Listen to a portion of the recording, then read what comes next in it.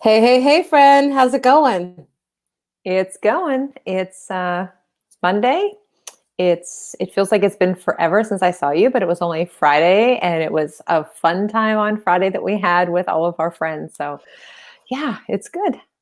How about Totally. you? And it's great. I need to update our intro. I need to put some of our pictures from our Valentine's party up there now, and some of our guests that we've had on the last few weeks. It's been great. But yeah, it seems like we were just together. I know. And first of all, I love your earrings. I just Oh, thank you. noticed. Thank you. Hearts. Yeah, they're I very wore them at nice. our party. I wore them. I just can't take them I off. I didn't notice them between the shirt and our headband with the hearts on, and there was too much other stuff going on. And the conversation about food and everything with Desmond and everybody. So, yeah. I hope you know what? I think that when we bring our guest up in a little bit, we should do some more would you rathers. I just think that is the best thing about when we get together. It's so funny. So, And I want to give a shout out to my friend Tiffany because she sent me these earrings and they've become my favorite earrings. And I probably will wear them for the next few weeks, just saying. I like them a lot.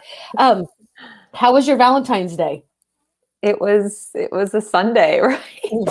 Like, I mean, it's just talk to my parents and connected, sent some, funny gifs to friends or bitmojis, and did a lot of writing, attempting to cram because the time is ticking away on this day for me to get something submitted. So, but it was fine. I didn't get a nap. I had hoped to take a nap, but I did cook dinner because I've been getting HelloFresh, which has been interesting. I've only had it for 1 week, but I'm not going to complain. It gets me to do some different cooking, and it doesn't take all the time to get all the ingredients from the store. So, how about Oh, you? that's good. That's really good. So would you Yeah. rather HelloFresh or go to the grocery store?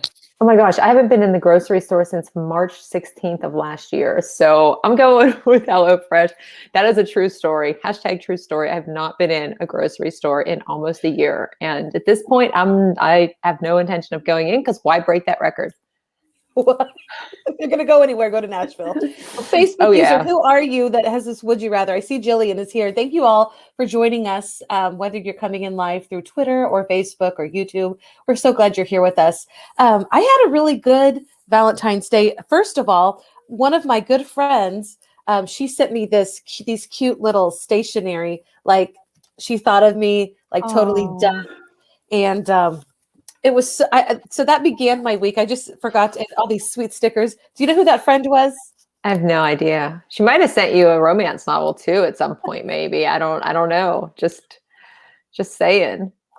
That's right. It is the same friend that knows that I have a love for Harlequin, and that friend is you. So let's not tease anybody. Thank you for sending All that. right.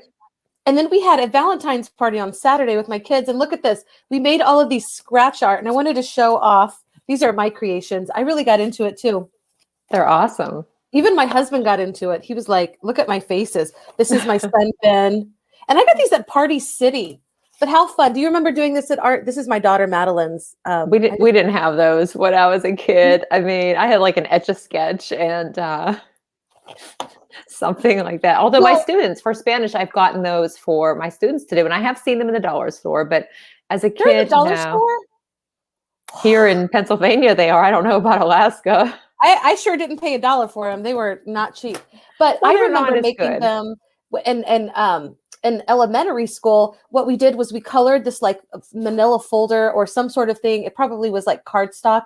And then we colored it with crayon really heavily. And then we painted over with black paint. And then we scratched with maybe a pencil, like a pencil that didn't have lead or some sort. Yeah. And we made our own scratch art. It was homemade. But yes, very thoughtful. Thank you for sending me dollar stores. We don't really have a lot of dollar stores here though, I will say. But anyway, we have an exciting guest to come on. I can't wait. I got to meet him for the first time. Do you want to give him a little introduction? Because you guys are good friends. Yeah, I've known him for a couple of years, and I can't even pinpoint where exactly I met him, but I got to meet. I think the first time we actually met face to face was at ASCD in Chicago a couple of years ago, and we're also connected in the Bunsey community as ambassadors. And he had me on his mentor roundtable, I think, a couple of weeks ago, and so it's been a couple. Got to see you a year ago at FETC, one of the last times we actually had an in-person conference. So welcome, Dr. Matthew Joseph. Thank you. It's great to be here. And you were right. You won the prize. That was where we first met when we had the Times 10 gathering in Chicago. Yes, it was. That's right. St. Patty's Day weekend. 3 years ago, I guess. Now I think that was 2017. So time flies when you're having fun. For sure, it is. We need a little bit more green river out there in the donut shop. Miss them donuts. Yeah. Oh my gosh, donuts. Anywhere, yes. Jillian says, "Sorry, you could." She says you're one of her legit favorite people on the planet. I don't know if you see. She's there's a 33% chance she was actually talking about me because there's three of us here, and she is. You're the only one with the he pronoun. Oh, I didn't get the he. Yeah. Fabulous. No, she is wonderful. I had a chance to meet her actually recently in the last few months, and we shared some good laughs on the podcast. You can't make this up, and. She's a great person, writing some great things, and look forward to seeing her success and rise as well. Yes, she is amazing, so talented, and I'm so thankful to be connected with her and for her sharing her amazing art and designs in a couple of my books now, but also she has a story that'll be in the next book of mine that comes out. So awesome. Great to be connected. And I can't wait to meet her in person. Like, I feel like, we know each other. Like, oh yeah, we know we've been friends for how many years and whatnot. And then you've never actually met in person. So exactly. And I think that list grows every week. Like TCA just passed, like all these people I was going to meet at TCA and EST's now going virtual. So it's like the list is growing. I think the next face-to-face national event needs to be like 5 days, 3 days of the event and 2 days just hanging out with people you meet in real life for the first time. Yeah, I agree. And I was so hopeful that EST would be in person, especially because San Antonio is an amazing place. Yes. And but I mean, it was the right call to make, and to wait on that. That's not an easy decision to make. So fingers crossed. So this is coming from someone who hasn't been in the supermarket yet. So like I get why that was different. That's different. Okay. I mean, I need to actually go to San Antonio to take in all of San Antonio. I don't need to actually go to the supermarket to take in and get things from the supermarket. Fair right. enough. Drive up, lift up the trunk, and done. So true. And I think you need to have a special listening to the intro of a Would You Rather special that you have guests on and just random hit it. It'd be so funny. Yeah, if you have some Would You Rather, let's do it right now. I think it would be so fun to say. Well, I brought up Chicago and donuts. So would you rather a donut for a special treat or a Danish pastry type of cake? Can I just have cake? Cake works. That's hard. I think I'll go with the Danish. All right. Donut all the way for me. I would say Danish. Especially if it's like an apple strudel with. Ooh, you're speaking my love language. No, okay. Would you rather have the apple strudel with ice cream or without? Oh, with ice cream, hands down. Nice. Yeah. I don't really care about a la mode or ice cream. I'm okay without it. I don't need an excuse to eat anything apple strudel nor to eat ice cream. So I'll eat ice cream for breakfast. Two of your faves right there. I like it. Yep, absolutely. Some people love the virtual aspect of the conferences because they're usually a little bit less expensive and they can actually go to them, where a lot of teachers haven't been able to go to the in-person one. So would you rather the virtual or in-person? Everybody. It's not even close. Like, it's not in the same stratosphere. In person. Virtual is great. And maybe this is an umbrella statement, but anyone who's attended more than one virtual and says virtual, I think they're just saying it because it's the right thing to say for health and safety. But the experience where you get to meet people and laugh and hang out in person and get that genuine communication. So I'm going in person 10 out of 10 times.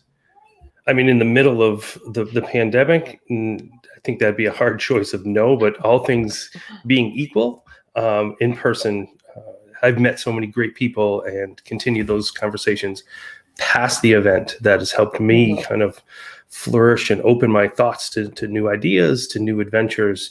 And that's not close. The better choice is, would you rather go to New Orleans or would you rather go to Denver? Like that's a better. That's not hard.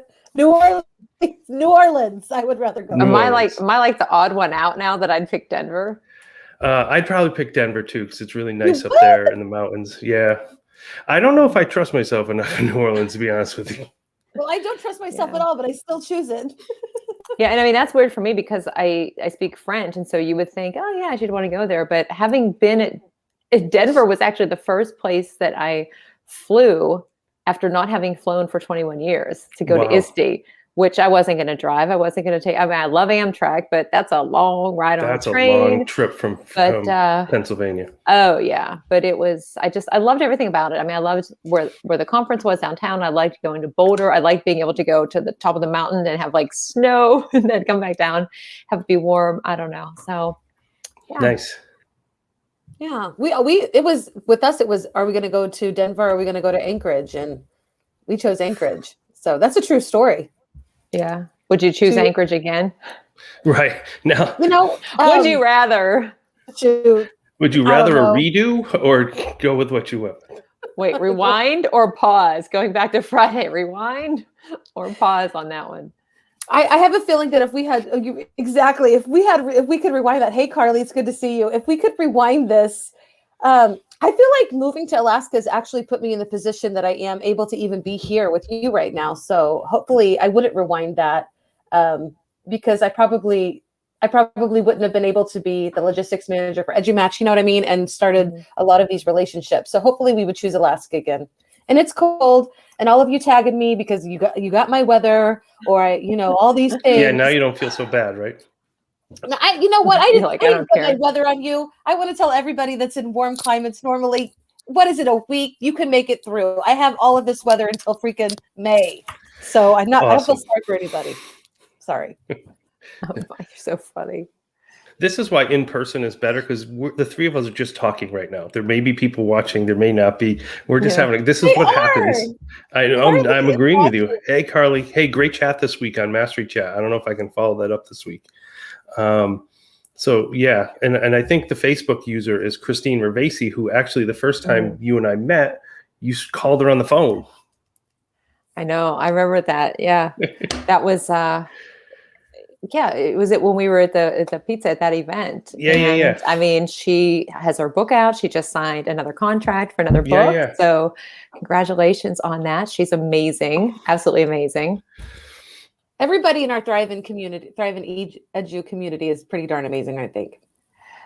Yeah. And it's just it's such a nice space, and it's fun. I try to post random Friday night, Saturday night, whatever. I mean, what was your first and last concert, or what's a chore that you hate doing? Would you rather, wash the dishes or?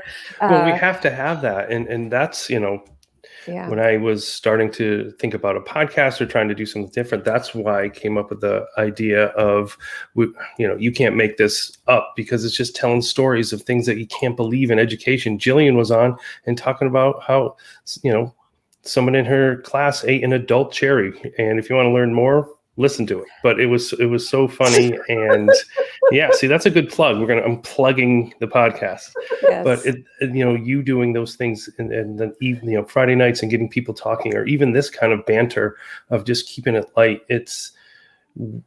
We need more of that. We need to continue that, because that is what's missing. I know we were talking about in-person or virtual events. It's hard when the 50 minutes is up in your session and you then have 20 minutes wait for the next session, and you just go get a snack in your kitchen instead of going out in the hallway and milling with people who are in different sessions. And I think that's the piece that's missing in your community and other communities. That's where they're thriving. Is that, not in this terrible metaphor, but that time between sessions at events when you just talk, or at the dinner events, that's what we're missing right now, that the virtual events can't really mimic. Mm-hmm. It's true. I actually enjoy the people part more than anything else. Like, the courses that they offer, webinars, what are those are fine, but I've never enjoyed those as much as I enjoy people, like just talking with people. And I'm with you. That did make me chuckle, like in between going into your kitchen and grabbing something. Like, it's true. But it's true, right? True. Yeah, I had for TCEA, I had 5 sessions that I would have been presenting had it been in person, but then they were 4 I had to pre-record and 1 was done live. And the one that was done live, I had to do from school and on that Friday, and I taught and then ran down. I had to find like a quiet space, couldn't be in my classroom, you know, and Well, just a little corner, right? yeah. And so I went to the conference room and I had everything set up. And of course they were using that. I think Remo was their platform, which was unbelievable. I'd never used it before. I'd seen it in the prep that they did for presenters, but it was, the network had it blocked. So then, what a surprise. Actum used that. I was very leery of it at first, but then I thought it was a good system. It was. And so I had to use the hotspot on my phone. Thank goodness for that. But it was winding down. I only had, I think, 9 or 10% left, and I still had 10 minutes left in a session. I'm like, please don't let me use this or lose this connection. But it's such a weird thing. Turn the brightness down so you're just talking to a blank black screen. I know. Information that would have helped me. Well, I survived. It didn't cut out. But it's like, awesome. Even those experiences are good, but it's you don't have that interaction. Like now we can see each other and we hear each other, but when even if you're doing that session live, you're not necessarily able, depending on the platform, to actually have conversations, or it's so fast. Like last summer with EST Summer Learning Academy, I had a session and it's in Zoom and you're watching the number. I've never seen a number register like 3.2. Like 3,200 people. I'm like, oh, I can keep up with a chat. Yeah, it's not happening. Right. No way. No.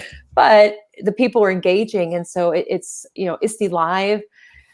Do I prefer that over the in-person? Definitely not. But what I hope that they will continue to do in other conferences too is to offer some form of a hybrid or combo so that people that can't get there because of cost or time or whatever can still participate in it. Not so much in the sense of the not at ISTE, but really engaging in the platform at the same time as people who are actually there in person. I definitely think that is an advantage. I know we were joking about would you rather in person or virtual, but there are some advantages. And I think the last event I was at, Carl Hooker and I spoke down in Lubbock, Texas, and we did a hybrid event. And it was actually at the end of June where they had some people in the audience and, with masks and safety piece, but had it zoomed in as well. So we were on the main stage so we could communicate with people in the audience, but they also had people. So the advantage of that is like some of my, friends or colleagues up in Massachusetts were able to watch, or different people were able to call in. So there is an advantage to that. But as far as the, opportunity to connect and meet others, nothing's going to match in person. And that's true. But I mean, the one benefit that I have seen is that there's a certain group of people that are never able to go to these conferences. They really want to learn. They want to see the newest and the latest, and they want to, go to the courses offered by people that they follow and learn from on social media. And it has meant a lot for those people to be able to afford to go to some of these conferences for the first time, because that's something that a lot of times our conferences, just the money that it takes to get there sometimes is just so ridiculously expensive. I'm going to give a little plug to ASTE right now. Sorry, so right now ASTE is going on here. I got to do a webinar last night. It was so fun to meet people, but we did this really cool virtual event by LMH Experiences. And have you guys ever heard of them? I've heard of LMH just from some of the work, but I couldn't speak about them. It was hysterical. We were all laughing, and it was just like a way for us to like kind of have, just because, we can't do these connection pieces virtually like we can in real life. And I thought I had never seen a company like that. So it's kind of cool to see all of these different innovative organizations coming out and still being able to get people to laugh together. We did like this music theme, and it was really fun. So there's some good things still coming, but I love the idea of having a hybrid conference so people can join it. Yeah, more people. And then somebody said last night, like a lot of times, when the seats fill up in an in-person event, nobody else can get in. But if you offer it virtually, you still have that opportunity to join in. Right, even if you're there in person. Right. So I think that is going to be, you're going to see a big shift in the end of 2021 into 2022, how these events are run and handled. Yeah, and I just hope they don't replace the in-person. I'm with you. Let's make that happen. Yeah, I know. I love that Dr. Harvey says exactly, I can't travel the world and teach at the same time. It's true. Good point.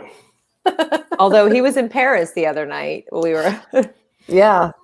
on Would our you event. rather, be in Paris, or would you rather be, in Dallas? I don't know. Yeah, I don't know. I'm going Dallas. I think I'd go Paris on that one, but that's okay. Had I known last year what the year would bring, I would have gone to Paris for a day when I was in London, and it was a lot easier to do. Yeah. But You're 2 years now away probably from being able to get back. don't say. Well, you know Do what? you really think 2 years? I think at least a year. And the reason, and not to cut you off, Matt, but I was in a conversation about, it was in April of last year, with a different group of educators, and somebody that was in the conversation is a well-known person, producer of a series. And I didn't know that actually at the time. And I remember him saying, I might have told you this too, Melody, or we talked about it. And I said, he had said that we're not going to see the return to school as we've known it for at least 2 full school years. And I thought, wait a minute, like seriously? And I almost fell out of the chair because I thought, nah, because even at the time, March and April, we were all still thinking, oh, we're back to school. I mean, we've had similar things like this before. Our first delay was 2 weeks. Like, okay, let's get through this and get back. Yeah. And Dr. Harvey says at least a year and a half. And so, I mean, we're already mid-February, and what's going to change in the next 6 months, right? Whenever we're back. I mean, for some schools, look at Texas, they start beginning of August. So we're still in the middle, a little bit past the middle of the school year. And we're already thinking about, a couple months from now, what's that, 5 months, 5.5 months, people are heading back to the new school year. Is everything going to be resolved by then? I don't think so. Yeah. No. Golly. I know, not to be sad, but I mean, that's the thing with time. It just, it like feels so slow, but then it feels so fast all at the same time. Like I've never experienced a time lapse like it has since this virus has happened. I know, because it'll be almost a year since I have seen you when we left Nashville. And I mean, after that weekend, it just, everything went downhill. It really did. Just went spiraling fast, because that's when all the conferences in March were canceled. I had 3, and Matt, I think you were probably going to be in LA. Yeah. So I don't know. Keep fingers crossed, and For sure. I was watching, what was that? James, that Blacklist, the Blacklister. And, they're talking about like stopping somebody from spreading a pandemic. And so we're watching it on Netflix, and it's obviously a couple of years ago that this was happening. And I'm like, these things used to seem so like never would we ever really live through that. And here we are living through a pandemic. Everybody applaud. Yeah. Pat yourself on the back. You are living through a pandemic. You're making it. Oh, I was like, did I miss something somewhere? I'm looking at the comments. Say we created the show or something. No. Yeah, I watched Blacklist, and then I watched that Designated Survivor, and I can't remember. I think it was the Designated Survivor, which it finished filming a couple of years ago, and there was so much that was in that show, even though it wasn't real, but it was very similar to what we've been experiencing in the past year. It was almost eerie and very awkward to watch. I'm like, this feels very strange, because so much of it was relatable, but I don't know. That's probably why I stay away from Netflix. Would you rather Netflix or would you rather cable television? I don't even know how to turn on the TV. And it's cheaper. It is cheaper. I just got the bill. It's like $15 a month. So for one show, I'm watching one show at a time. So that's awesome. We have one TV that actually has cable on it. So, but otherwise we're watching Netflix everywhere. That's so cool. Well, do you have any? I mean, I'm thinking we need a little bit of joy. Do you want to want to do some would you rather's? I'm not game. We have joy. We've been laughing. I mean, it's like the You're real right. talk. For sure. And I think that's a big part of, like I said, with starting up the podcast and then doing the leadership lounge through Codebreaker has definitely been one that I have found some joy. So as part of writing the new book, one of the things I want to do is live the connections and live seeing people and have the opportunity to mimic some form. I know we've talked a lot about in-person events, and that's something I crave. And so Friday mornings at 10 o'clock Eastern time, just educators pop in and we connect and we chat and we have topics and issues that we talk about. And it's been, speaking of joy, that's definitely been a big joy of mine the last few weeks of getting that off the ground and trying to really showcase how we can have these times where there's just casual conversations. We've been talking about that for almost a half hour now, where I used to have meetups when I was a principal. I was a principal for 11 years. And then as a district leader, the last 5, we would have meetups at different places or vendor sponsored. I live close to Foxborough, so we'd have 1 or 2 a month where we would go to Foxborough, vendor would pay for lunch, and we'd all just come together and talk kind of best practices. What are some great ideas, and laugh. And, Jillian's popped into the leadership lounge. I know Christine was on here earlier. She's been in, and we just talk. We just, kind of joke around, laugh, get into breakout rooms and meet new people. But I hope, again, I'm somewhat skewed where, because I'm really proud of what we're doing, that people leave with a few ideas and strategies. So for me, if we want to talk about that joy in 2021, that has definitely been something that has been important to me, and to see people, to meet people and learn from others in the field from across the country. And we had a few people from overseas, which was great. How do people get involved in that? Can I drop a link? Sure, I would do it if I could, but I think the best way is to go to Codebreaker website. I mean, you could go to Codebreaker on Twitter, and then if you go to their website, it's actually under the services. It's the Leadership Lounge. They can sign up. I have a forum, so every two times a week, I send out an email. One, just kind of like, hey, what's up, everybody? A couple resources and fun facts, and then Friday mornings, I send out the link to the event. So that's definitely been something for a joy.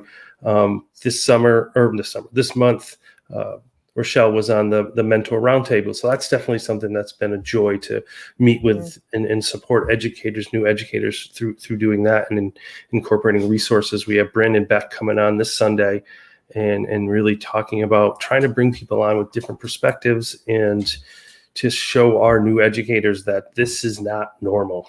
This year is not what you signed up for, but to help them through it. So those have been some definite joy moments in 2021.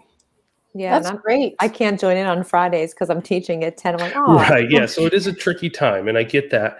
And we're hoping to expand that. But the original thought was an incredibly, I don't want to say selfish, because it wasn't for a selfish reason, but those leadership meetups, because a lot of times leaders who are singletons in their building. When I was a principal, it was me. I didn't have an assistant principal. It was me and the teacher. So the us and them, it was one them, it was me.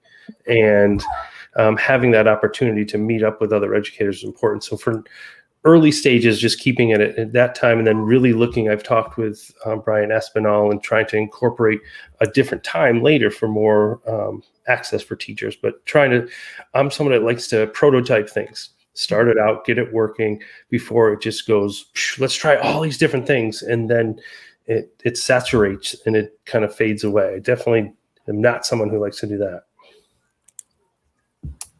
Yeah, that's great. I love that you're doing that. And you just, started something and it's bringing a lot of people joy. And a couple of people are watching that you totally have impacted their lives. So that's really, really cool. Yeah, it's been a lot of fun. Yeah. So last thing I'll say before winding down is connecting in the virtual space, loving Clubhouse, and I've been having a couple of different chats, Thrive and EDU chats on Saturdays and Sundays, Tuesdays and Wednesdays.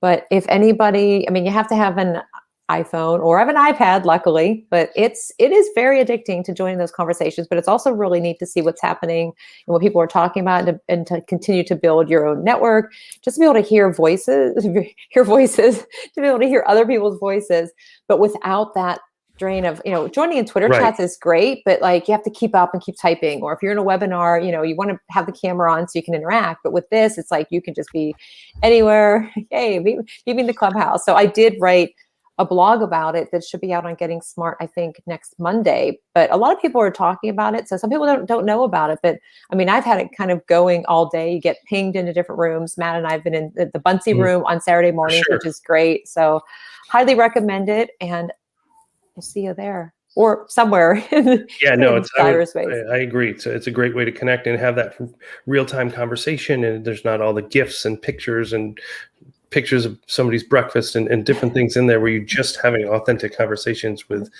other educators in real time. And not only that, one of the things that I've pulled away from Clubhouse is that you get to meet, I don't want to say untouchable, but I was listening to the creators of Flipgrid. Like, when am I going to be in a room with the creators of Flipgrid? And they were sharing some great strategies and really insider information that we don't have. There's a lot of programmers in there of how to create apps and websites. So going on there, not only to just have conversations, which has been great, but really pulling and learning away. I think that's another thing. And that's what I'm writing a lot about in the book, The Power of Connections, is it's not just going through that and going on to the Bunsey Clubhouse. We leave each week with a strategy or a challenge at the end. It's how professional development is changing, and connecting in the virtual space is how are we enhancing professional development through Clubhouse, through, this live streaming event, through mentor roundtable, through, leadership lounge, all the things that people are doing. It's what are we taking away, because professional development is changing. It's, I'm calling it PD 2.0. Like, what does it look like now? Right. Well, that's awesome. All good points. Yes. Well, thank you so much for coming on with us, Doc. We appreciate it, and look forward. I hope a lot of people will join you in your leadership lounge even more than that has been. So we hope that continues to grow, and we'll see everybody at Thrive O'Clock on Friday. So take care, everybody, and see you soon. See you. Thank you.